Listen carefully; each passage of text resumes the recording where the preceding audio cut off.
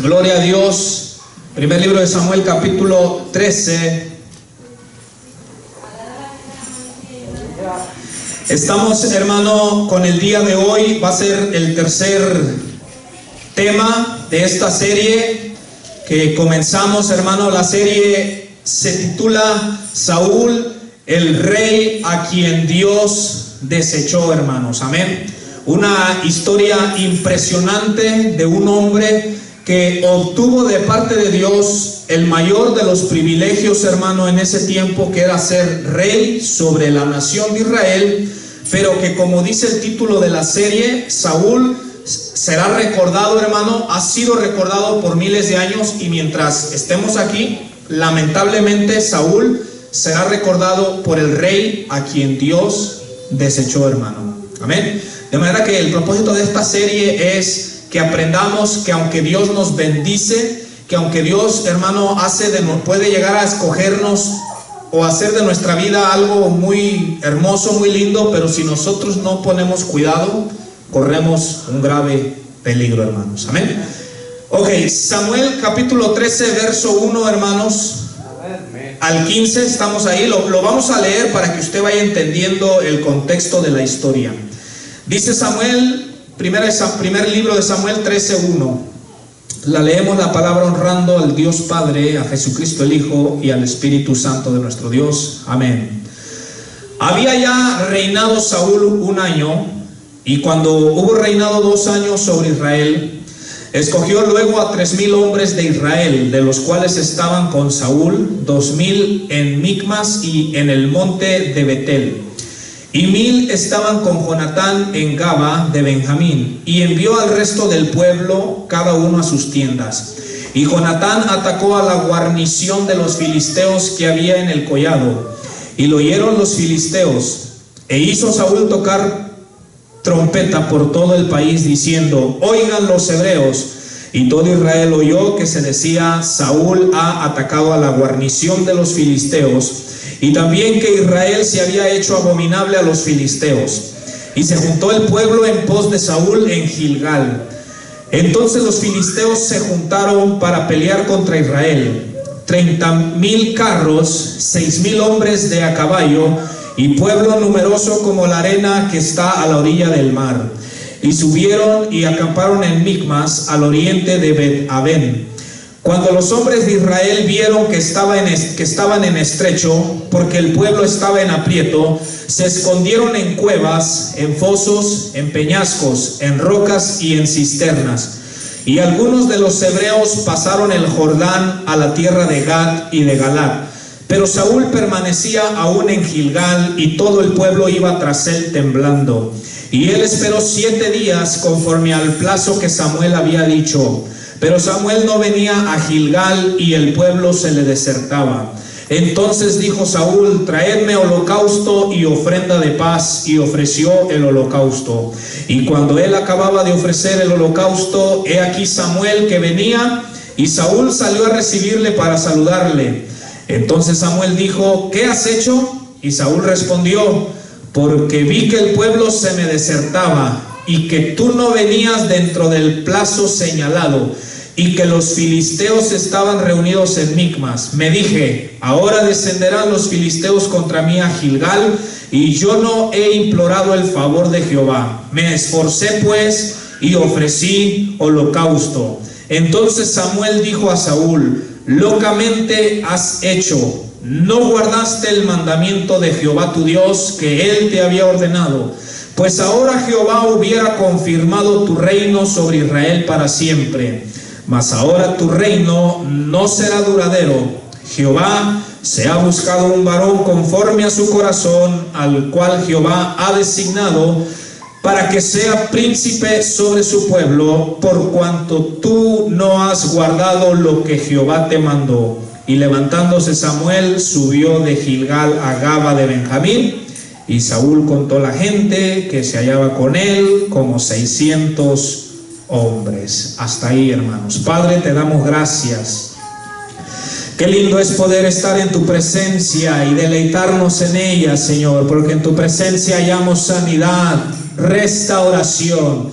En tu presencia hallamos perdón, reconciliación. En tu presencia hallamos salvación y vida eterna. Muchas gracias, Dios mío, por permitirnos ofrecer este culto y por aprender de tu palabra, ya que está escrito que quedó, Señor, registrado aquí en las Sagradas Escrituras como un ejemplo para nosotros, un ejemplo para nuestra vida. Padre, habla mi vida y habla a la vida y al corazón de los que estamos aquí, Señor, que podamos aprender siendo guiados por tu Santo Espíritu. Abre nuestro entendimiento, que estemos atentos y que te honremos y te reverenciemos, Señor. Padre, habla a nuestras vidas el día de hoy. Bendícenos, Señor, en el día de hoy, Padre, en este culto especial de Santa Cena, Señor. Te damos las gracias por tu palabra. Y la honra y la gloria a Dios siempre es para ti, por los siglos de los siglos. Amén. Y amén. Gracias a Dios. Tomen su asiento, hermanos. Usted que aún está de pie, por favor, les voy a pedir que los que tienen sus hijos pequeños los mantengamos ahí quietos. Si se ponen un poquito inquietos, a llorar o a gritar, puede salir un poquito afuera para que se calme. Ahora, bueno, ya mi hermano, después mi hermano Robin que edite el video, ¿verdad? Porque estas son cosas que les hablo acá entre nos, ¿verdad? El otro día escuché una de las prédicas que grabamos aquí en YouTube, hermano, y estaba yo predicando, pero no es tanto por eso, sino independientemente de quién hubiese sido, y detrás se oía una gritazón, una llorazón, y yo dije, no está bien eso, ¿verdad? Eso no está bien, hermanos. Y esto lo digo para todos, ¿verdad? Incluyendo incluso a mi esposa, ¿verdad? Para que quien quiera que sea, hermanos, si el niño está inquieto, salga un momento afuera y que se calme.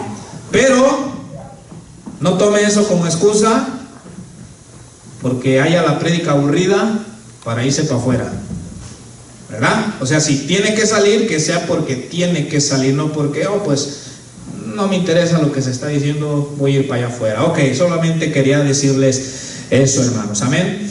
El día de hoy tenemos Santa Cena, hermano, un culto especial. Lo vamos a llevar a cabo al final, pero quiero compartirles esta enseñanza de la vida, hermanos, de Saúl.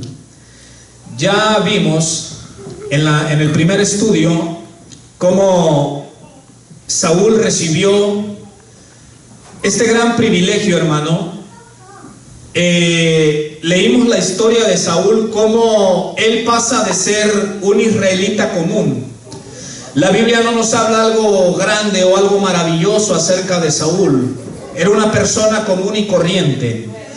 Pero estudiábamos cómo el Dios soberano, el Dios de Israel, hermano, lo elige, pone su mirada en Saúl y le hace un llamamiento y una elección para que Saúl llegue a ser el rey de Israel, hermano.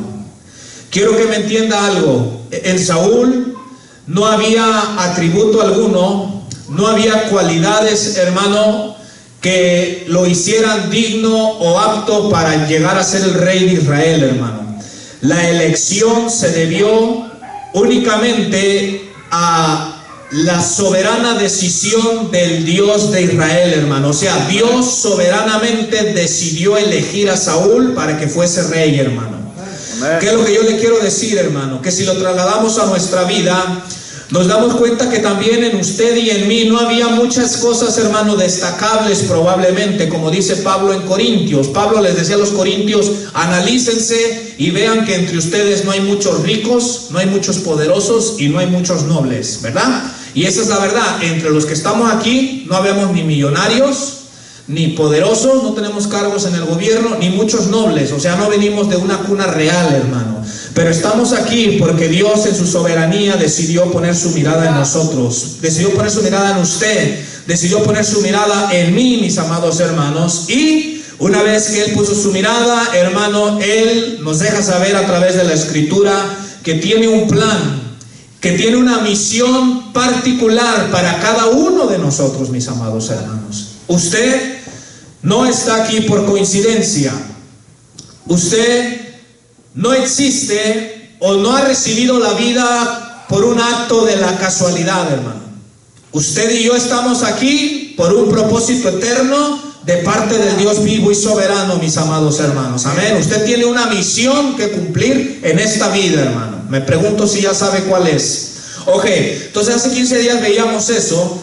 Hace 8 días veíamos cómo un enemigo de Israel, Nahas, la serpiente, quería hacer guerra contra Israel, pero los israelitas le tenían miedo y le propusieron una alianza. Le dijeron: haz una alianza con nosotros, no queremos ir a la guerra, te vamos a servir. Pero Nahas, la serpiente, este rey de los amonitas, les dijo: hago alianza con ustedes con la condición de que les saque el ojo derecho a cada uno de ustedes, ¿verdad? Pero ya vimos la historia como Saúl, lleno del Espíritu Santo, hermano, él no quiso alianza. Él dijo: alianza nada. Él dijo: me saco el ojo nada. Él dijo: me voy a la guerra contra los amonitas, hermano. Y lleno del Espíritu fue, hizo la guerra, y Jehová el Señor le dio la victoria a Saúl, mis amados hermanos. Amén.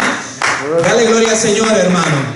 A ese Dios que le dio la victoria a Saúl, y a ese Dios que le sigue dando la victoria a su iglesia aquí en la tierra. Pero en el capítulo 13, hermano, yo le he puesto como título: Saúl desconfía de la palabra del Señor y desobedece.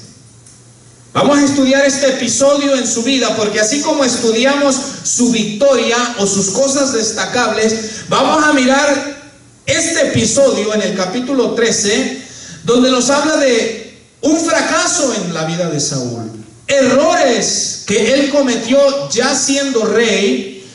Y se lo quiero compartir, hermano, porque la Biblia es clara. El apóstol Pablo en el Nuevo Testamento dice que lo que quedó escrito, Dios permitió que quedara escrito para ejemplo a nosotros, hermano.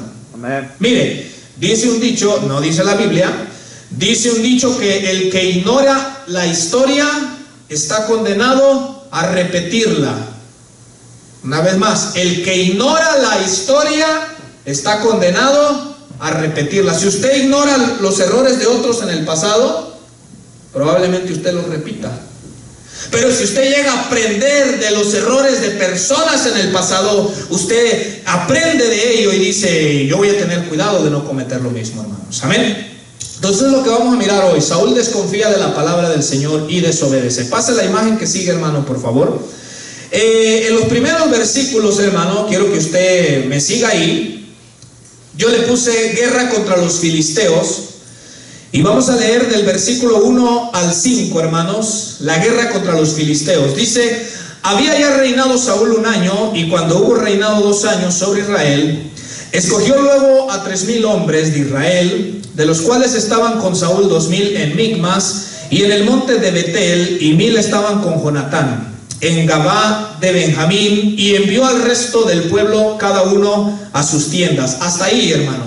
La Biblia nos dice que en el 2.º año del reinado de Saúl, dice la palabra de Dios que entre todo el pueblo de Israel, Saúl escogió específicamente a 3000 hombres, probablemente de los más valientes, de los más valerosos, o de aquellos que estaban decididos a apoyar a Saúl, a ir a la guerra, a exponer su propia vida para defender al resto de la nación, hermano. Amén. Entonces Saúl escoge a 3000 hombres, y dice que de esos 3000 hombres, Saúl se quedó con 2000 y se ubicó en cierto punto, y dice que los otros 1000 que restaban se quedó o apoyaron o respaldaron a Jonatán, hijo de Saúl, en otro punto, hermano, ahí mismo en Israel, hermano. Entonces reúnen a estos 3000 hombres, y dice la Biblia que Saúl le dijo al resto del pueblo: se pueden ir a su casa, ¿verdad?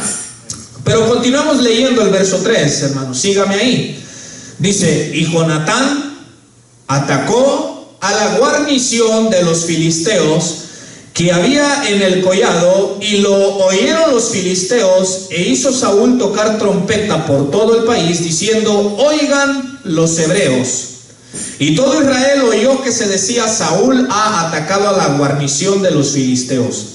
Y también que Israel se había hecho abominable a los filisteos y se juntó el pueblo en pos de Saúl en Gilgal. Hasta ahí, hermano. Mire, en el verso 3 nos dice que Jonatán, el hijo de Saúl, con los 1000 hombres que él tenía, él va, hermano, directamente a la guarnición de los filisteos. Ahora, esta guerra contra los filisteos, para quienes no saben, los filisteos, hermano, si usted estudia la Biblia, eran un pueblo que, según el libro de Génesis, estos filisteos o este pueblo son descendientes o eran descendientes, hermano, de Cam, uno de los 3 hijos de Noé. Cuando usted lee Génesis y nos dice que Noé tuvo 3 hijos, y cuando la historia bíblica te va contando los descendientes de cada hijo, tú hallas en Génesis que dice que los filisteos venían, hermano, como línea de descendencia de Cam, uno de los 3 hijos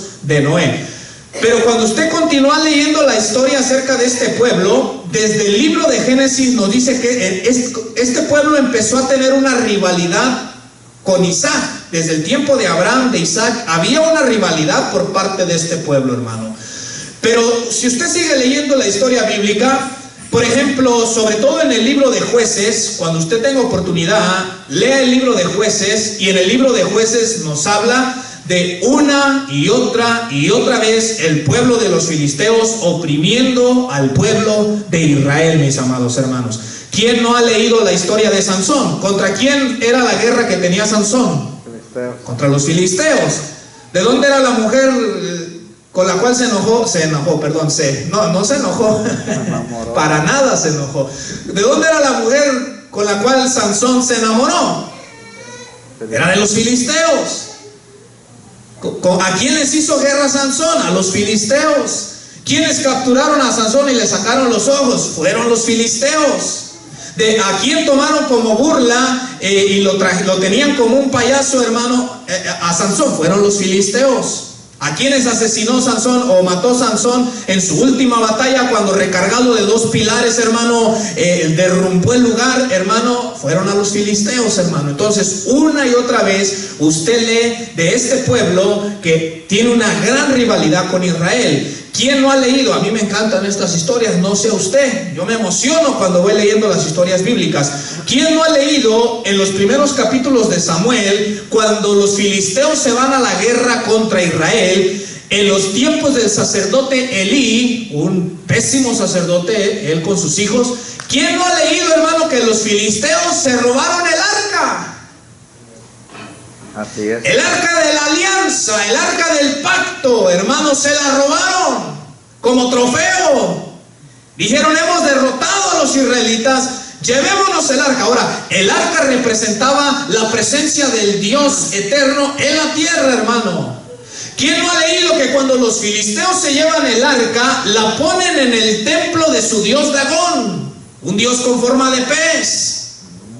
¿Y quién no ha leído la historia, hermano, que la palabra de Dios nos dice que cuando los filisteos dejaron el arca ahí a un lado del dios Dagón? ¿Quién no ha leído la historia que dice que a la mañana siguiente los filisteos, cuando entraban al templo, hermano, Dagón estaba postrado delante del arca del Señor, mis amados hermanos? Ellos decían: ¿y aquí qué ha sucedido aquí? Nuestro dios Dagón postrado ante el arca. Y dice que lo ponían, hermano, en su lugarcito. Y al día siguiente, hermano, nuevamente regresaban, y a la mañana siguiente Dagón postrado ante el arca del pacto, hermano.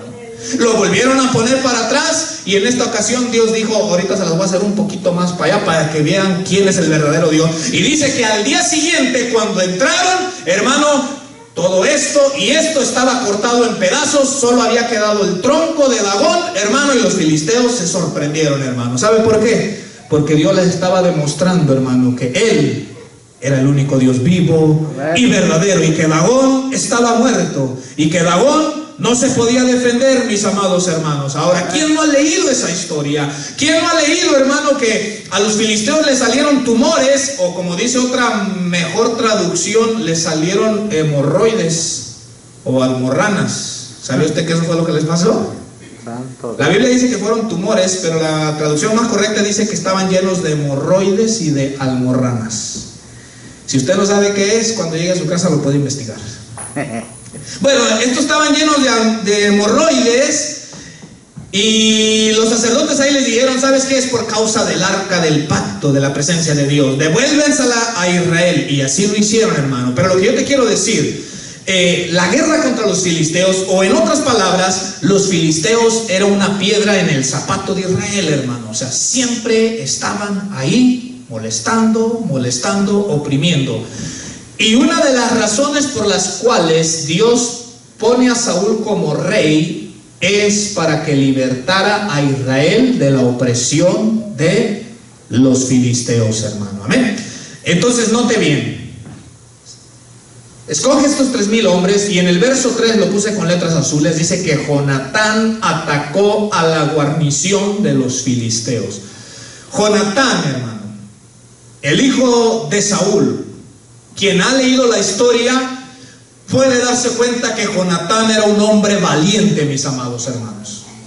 Jonatán era un hombre que no le gustaba la inactividad, mis amados hermanos. Note aquí, su padre no le dio la orden de ir a atacar a los filisteos. Solo se reparten, pero Jonatán dice, no, yo no me quiero quedar aquí tranquilo. Yo voy a ir a hacer lo que Dios dijo, que libertemos a nuestro pueblo de la opresión de los filisteos. Y Jonatán se lanza con sus 1,000, hermanos.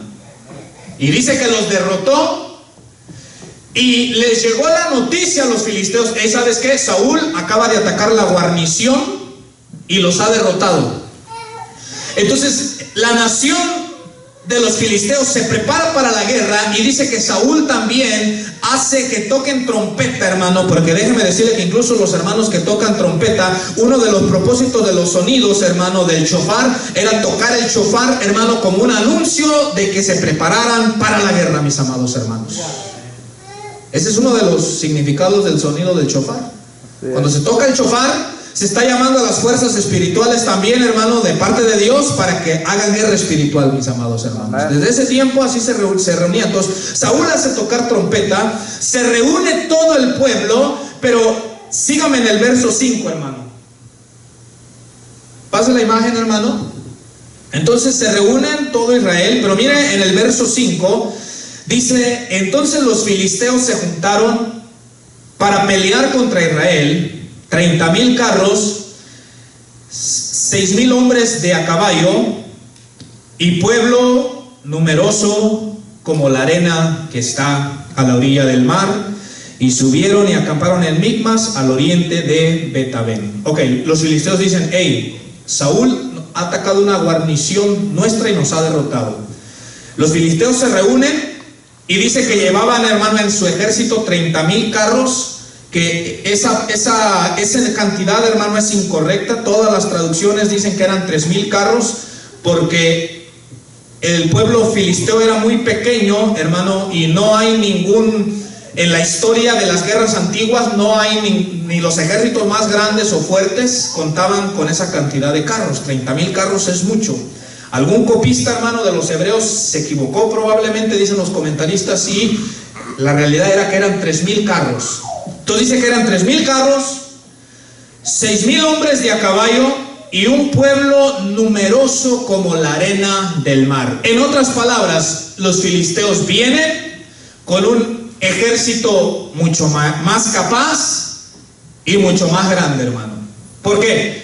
Porque un ejército que contaba con carros tenía una gran ventaja, hermano, sobre puros soldados de a pie. Incluso los descubrimientos arqueológicos, hermano, nos dicen que los ejércitos que contaban con carros, que iban siendo jalados por caballos, a las ruedas les ponían, hermano, como espadas o puntas, hermano, filosas, de manera que cuando, haga de cuenta, chocaban los ejércitos en la guerra, los que tenían carros, hermano, pasaban con el caballo jalando el carro, y las ruedas llevaban esas puntas, hermano, y cortaban los pies de las personas, hermano. O sea, era una gran ventaja, hermano.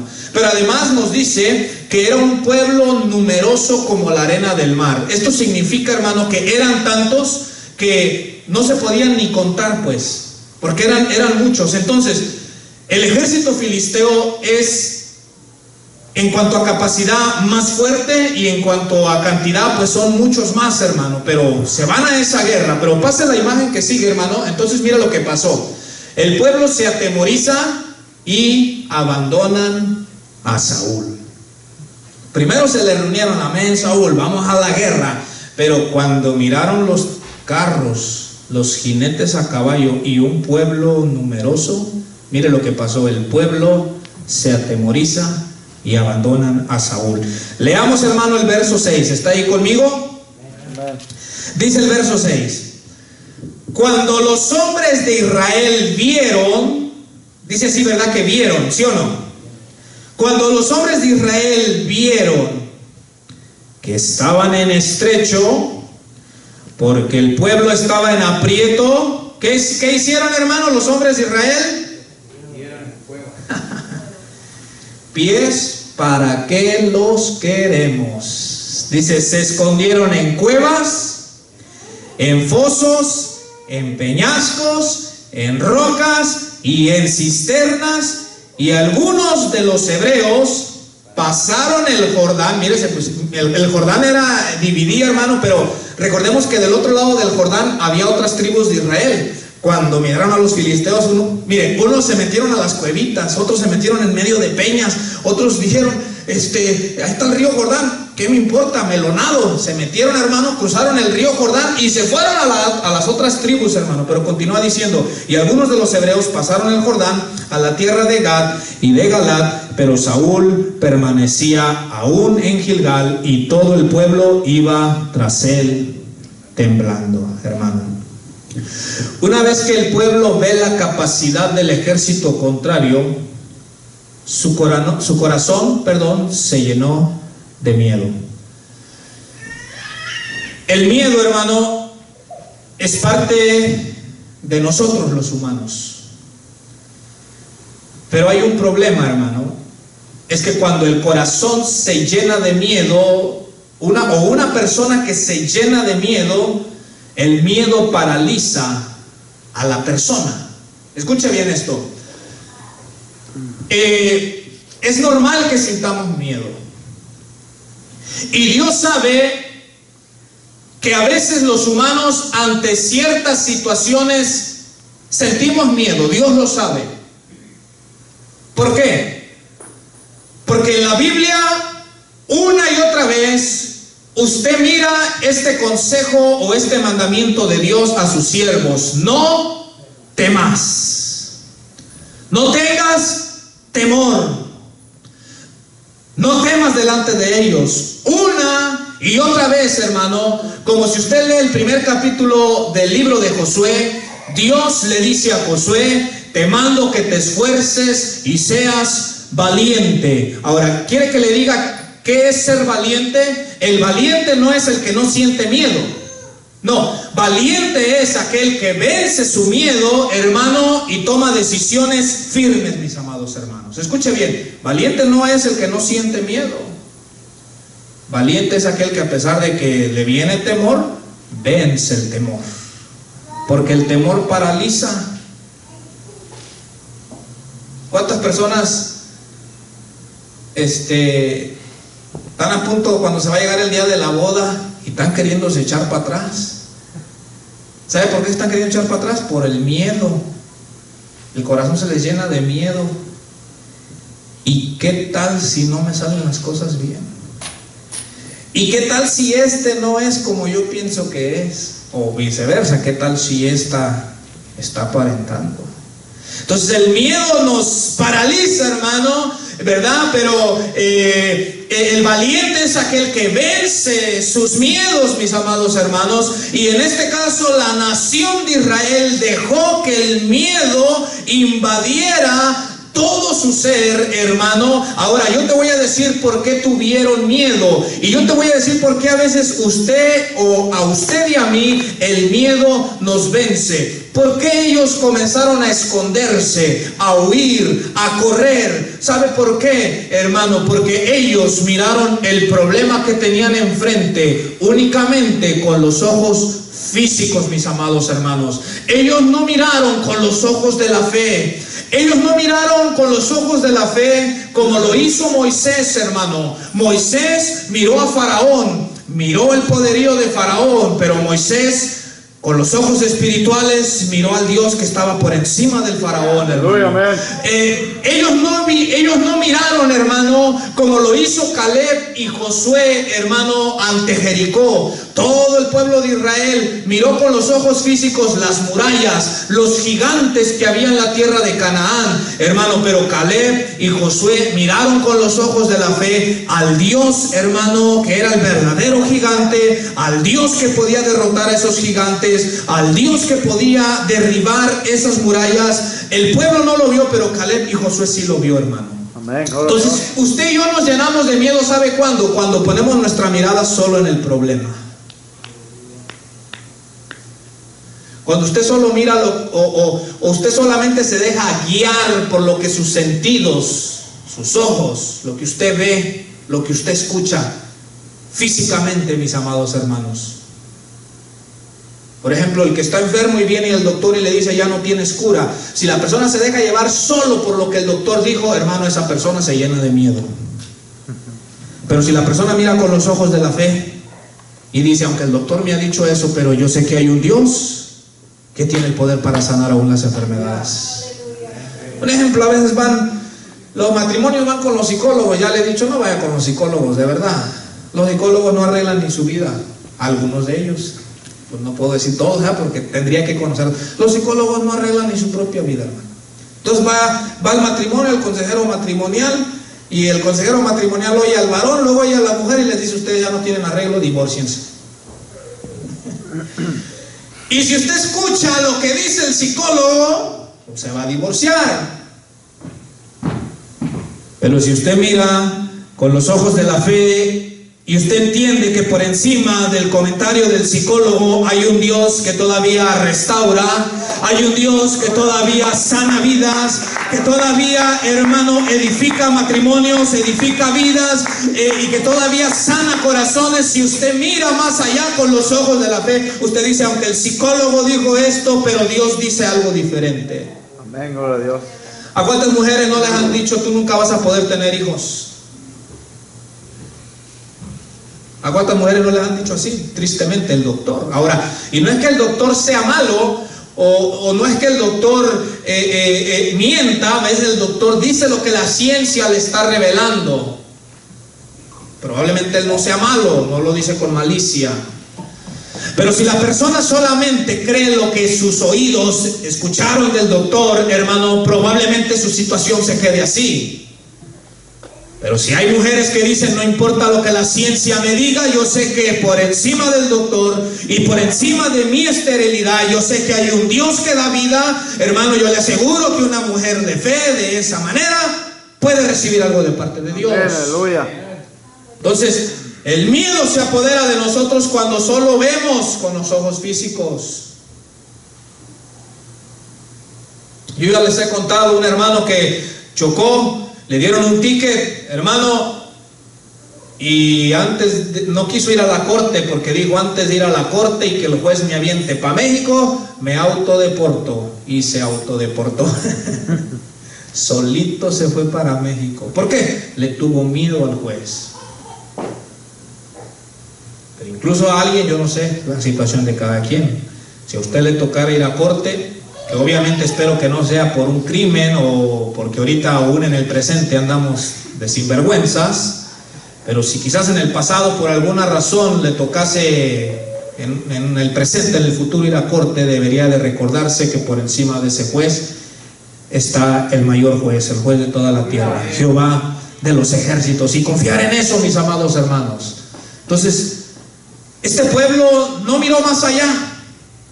Él solo miró a los filisteos y su corazón se llenó de miedo y comenzaron a huir.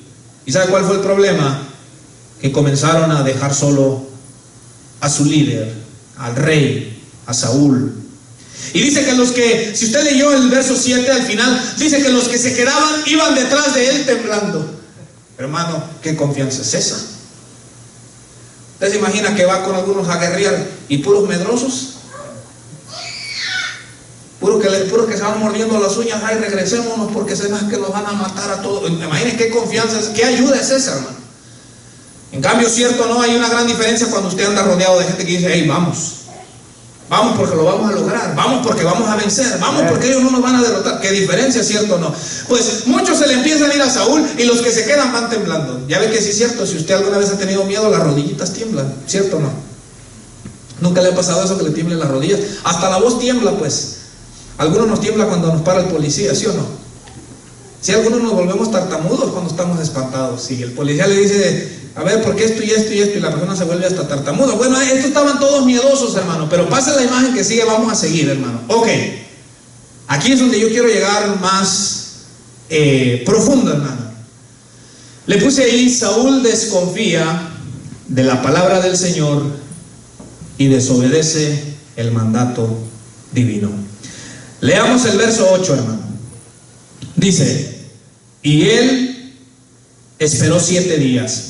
En el capítulo 10, el profeta Samuel le dijo a Saúl, cuando llegues a Gilgal, antes de que él fuera a hacer guerra, hermano, contra los filisteos, el profeta Samuel le había dicho a Saúl, espérame allí 7 días, voy a llegar a ofrecer sacrificios, porque Samuel era sacerdote, hermano, y Samuel le dice a Saúl, espera 7 días, cuando yo llegue voy a ofrecer los sacrificios y entonces te voy a decir lo que debes de hacer. Pero mire lo que sucede, hermano, verso 8, y él esperó 7 días, conforme al plazo que Samuel había dicho. Pero ¿qué sucedía, hermano? Pero Samuel no venía a Gilgal y el pueblo se le desertaba. Ahí me quiero detener un poco, hermano. Saúl está, hermano, así, listo para hacer la guerra. Los filisteos están listos. Pero Saúl comienza a ver que sus hombres empiezan a huir. Unos empiezan a esconder, otros empiezan a cruzar el Jordán. Y conforme cada día va pasando, la lista de los hombres que están para apoyarlo va menguando, va menguando. Pasa el primer día, pasa el segundo día, pasa el tercero, cuarto, quinto, sexto día, y Saúl mira que Samuel no llega, hermanos. Y Saúl mira que el pueblo que estaba para apoyarlo se va haciendo cada vez más chico, cada vez más pequeño, hermano. Entonces dice la palabra de Dios, hermano, en el versículo 9, mire bien. Entonces dijo Saúl, traedme holocausto y ofrenda de paz. Dice, y ofreció el holocausto, hermano. Ahora, escúcheme bien. Dios, por medio del profeta Samuel, le da una palabra a Saúl, un mandamiento, una instrucción. Y la instrucción es, espérate 7 días.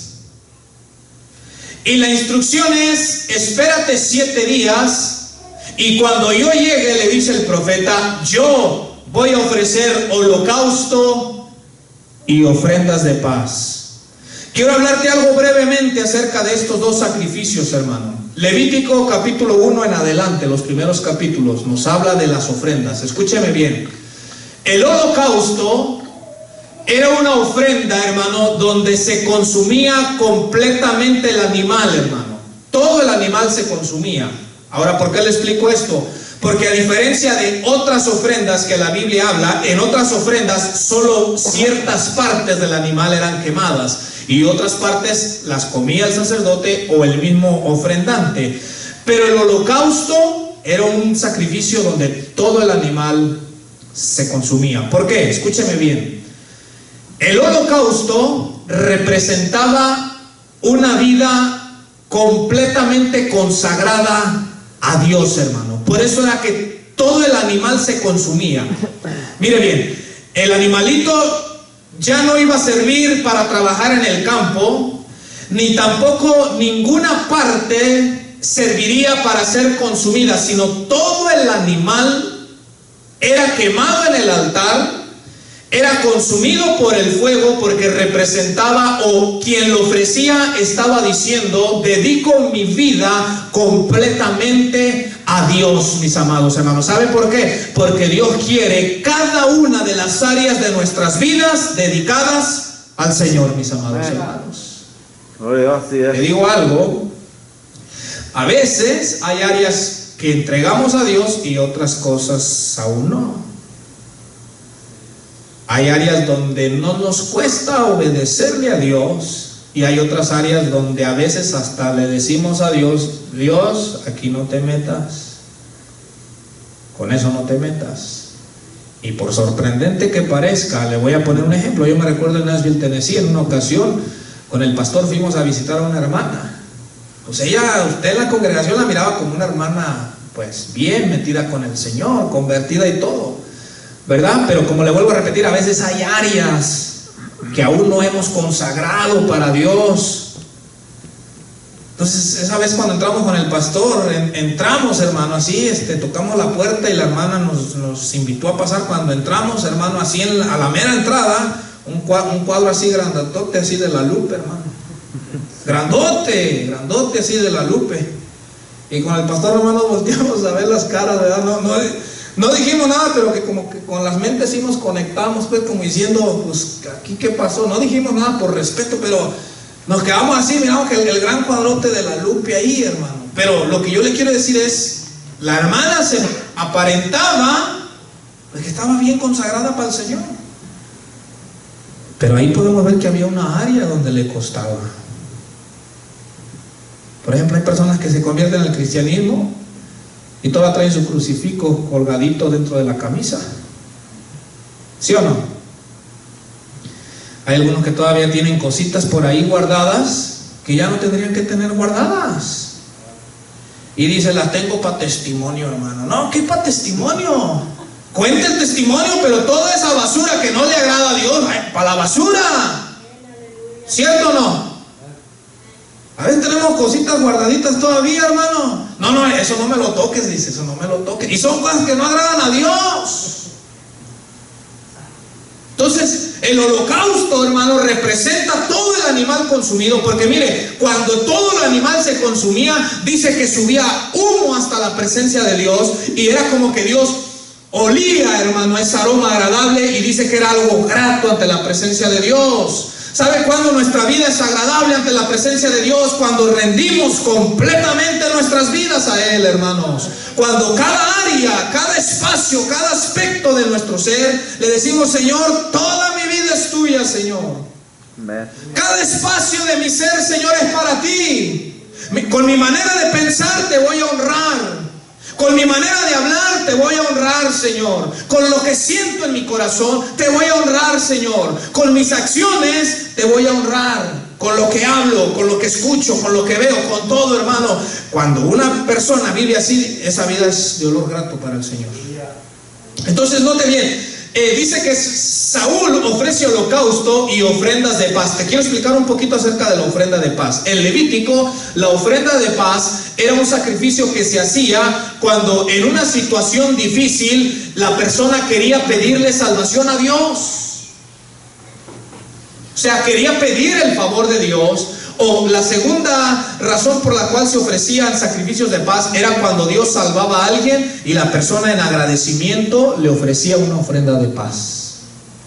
Entonces, note bien, el propósito de Samuel era que antes de que Saúl comenzara a irse a la guerra con los filisteos, Samuel quería ofrecer holocausto en la presencia de Saúl, porque Samuel quería que Saúl entendiera que así como todo el animalito iba a ser consumido, Samuel quería que Saúl entendiera que aunque ahora él era rey, toda su vida tenía que estar bajo la autoridad del Señor, hermanos.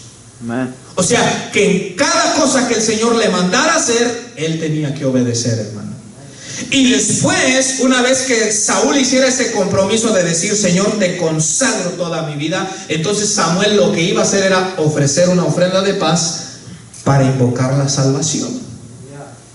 Porque cierto, ¿no, hermano? Uno siente confianza de pedirle a Dios cuando usted sabe que se está consagrando, ¿cierto o no? ¿Cierto o no? Cuando usted sabe que se guarda para Dios, usted siente confianza de venir en oración a pedirle el favor al Señor, ¿sí o no? Pero cuando hay pecado, ¿hay confianza? ¿Verdad que no? Puede uno orar, pero no es la misma confianza, porque uno dice, usando de RBD, ando de alma rebelde. Entonces, usted puede orar, pero no siente esa misma confianza. Entonces, Saúl se adelanta, hermano, y cuando mira que se le están yendo los soldados, dice, hey, tráiganme los sacrificios. Y dice que él mismo ofreció el holocausto y ofreció la ofrenda de paz. ¿Sabe por qué? Porque Saúl pensó, hermano, que a lo único que a Dios le interesaba era lo externo de esos sacrificios y no el verdadero significado de una vida consagrada, hermano. Mire, podemos caer en el error de preocuparnos de los ritos externos sin entender realmente el significado espiritual. Un ejemplo, usted y yo podemos venir aquí al culto y está bien, pero ¿cómo andamos el corazón? Así es. Porque hay personas que traemos un pecado oculto y están aquí adentro, y estar aquí adentro no me asegura nada. Yo me puedo meter a ayunar, que es una disciplina espiritual, pero ¿cómo anda mi interior? Me recuerdo un ayuno allá en Nashville, Tennessee. Estábamos en un ayuno general en la iglesia, hermano, y el pastor daba tiempos. El pastor Reinaldo decía, pues doy un tiempo, si alguien quiere cantar una alabanza, dar un testimonio, estamos aquí en ayuno, hermano. Y pasó una mujer, una hermana, pidió un tiempo, pero esa hermana tenía un problema con otra hermana de la congregación. Oiga, estaban empleitadas. Y cuando yo miré que esa hermana pidió el tiempo, yo dije, gloria a Dios, ahorita en el ayuno va a haber reconciliación, dije yo en mi mente, ¿verdad? Dije, gloria a Dios, ahorita que están así, las tripas le están chillando y todo, y que están sometiendo la carne, ahorita van a decir, quiero reconciliarme con mi hermana Julana. Y pasó y pidió el tiempo en el día del ayuno, y cuando le dieron el tiempo empezó a decir, pues yo sé que aquí hay quienes a mí no me quieren, pero pues no le hace, yo estoy aquí para agradar al Señor. Imagínense, hermano, en ayuno y tirando indirectas. No sé si me entiende lo que le quiero decir, que Saúl creyó que solo bastaba con lo externo, hermano, pero en el interior no había esa sumisión, hermano. Usted y yo debemos de tener mucho cuidado, pero pase la imagen que sigue, hermano. Mire bien, entonces Samuel dijo, ¿qué has hecho? Y Saúl respondió, porque vi que el pueblo se me desertaba. Hermano, no hay peor cosa que cuando el líder mira que el pueblo se le empieza a ir y empieza a hacer cosas que Dios no le ha mandado a hacer para que el pueblo no se vaya. A ver, no se me vayan, ¿qué quieren pues? Y dicen, no, es que aquí la iglesia es aburrida, yo quiero que nos pongan películas, yo quiero que nos pongan luces de colores. Y entonces el líder, para que la gente no se le vaya, hace lo que el pueblo le dice, hermano. Entonces mire, porque vi que el pueblo se me desertaba, vi que el pueblo se me estaba yendo, dice Saúl, y que tú no venías dentro del plazo señalado, y que los filisteos estaban reunidos en Micmas, me dije, ahora descenderán los filisteos contra mí a Gilgal, y yo no he implorado el favor de Jehová, me esforcé pues y ofrecí holocausto. Hermano, después de que Saúl ofrece el holocausto, Samuel llega en ese tiempo, a los 7 días, tal como Dios dijo, hermano. Porque escuche, Dios a nuestros ojos puede parecer que se está tardando, pero escúchenme bien, hermanos, Dios siempre llega a tiempo. Escuche bien, hermano, lo que Dios dijo, Dios lo va a cumplir. Saúl desconfió la palabra de Dios. Dios por medio de Samuel dice, en 7 días llego, y Saúl desconfió, hermano. ¿Cuál es el problema cuando desconfiamos de lo que Dios ha dicho? El problema es que le hacemos a Dios mentiroso. Mire, Dios le dice a Adán y Eva, si comen de ese fruto, se mueren. Y el diablo le dice a Eva, no se van a morir. En otras palabras, Dios es un mentiroso. ¿Y qué hizo Eva, hermano? Comió. Cuando comió, ella estaba mostrando que desconfiaba en lo que Dios había dicho. O sea, que no le creía a Dios, hermano. Mire, Dios nos hace advertencias claras. Y Dios dice, si haces esto, tendrás consecuencias. Le pongo un ejemplo. Hay mandamientos ya bien claros en la Biblia. Por ejemplo, hay hombres que están viviendo con la mujer en fornicación, o sea, no están casados y están en la congregación. Y cuando uno les pregunta de cuándo se van a casar, dicen que se van a meter en oración con Dios. Que a ver qué Dios les dice. Y yo digo, ¿y no está ya claro y escrito, hermano, que vivir así es fornicación y que Dios quiere que la persona se case? Entonces, ¿qué va a ir uno a preguntarle a Dios? Si el mandamiento, hermano, ya está aquí claro. Entonces, a Saúl le habían dado el mandamiento claro, pero Saúl desconfía que Dios va a cumplir su palabra, hermano. Y cuando desconfiamos es porque estamos dudando y estamos haciendo a Dios mentiroso. Por ejemplo, Dios promete que va a estar con sus hijos, hermano. Amén. Cuando usted tiene un problema y usted comienza a renegar de la presencia de Dios, o comienza a renegar la aparentemente falta de apoyo de Dios, usted está desconfiando de lo que Dios dijo. Porque Dios dijo que estaría con nosotros, hermano. Porque Dios dijo que no lo dejaría solo, o que no la dejaría sola. Dios lo dijo, hermano. Y si Dios lo dijo, no importa lo que esté atravesando, su palabra se cumple, mis amados hermanos. Amén. Entonces, cuando yo digo y me quejo de que Dios no me está ayudando, lo estoy haciendo mentiroso y no estoy confiando en su palabra, hermano. Pero mire bien, el último punto, hermano, por favor. Samuel reprocha a Saúl su desobediencia y le advierte las consecuencias. Entonces Samuel dijo a Saúl: locamente has hecho. Este dice: no, hombre, yo ofrecí el sacrificio. Y Saúl pensó que Samuel lo iba a felicitar, pero mire la respuesta de Samuel: locamente has hecho. Y le dice: no guardaste el mandamiento de Jehová tu Dios que él te había ordenado.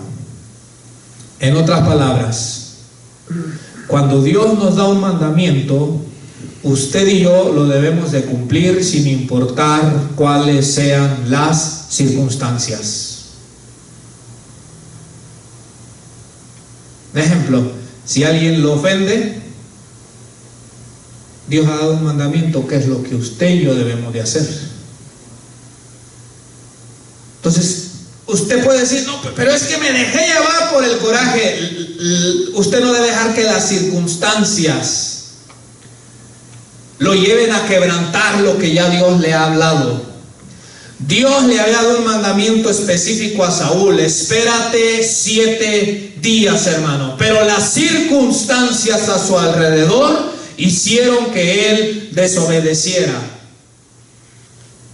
Entonces, Samuel le reprocha su desobediencia y le dice: locamente has hecho, no guardaste el mandamiento de Jehová tu Dios que él te había ordenado, pues ahora Jehová hubiera confirmado tu reino sobre Israel para siempre. Mire la advertencia, verso 14: mas ahora tu reino no será duradero. Otra traducción dice: tus descendientes no van a reinar después de ti. Porque ahí aún Dios no lo ha desechado como rey a Saúl aún.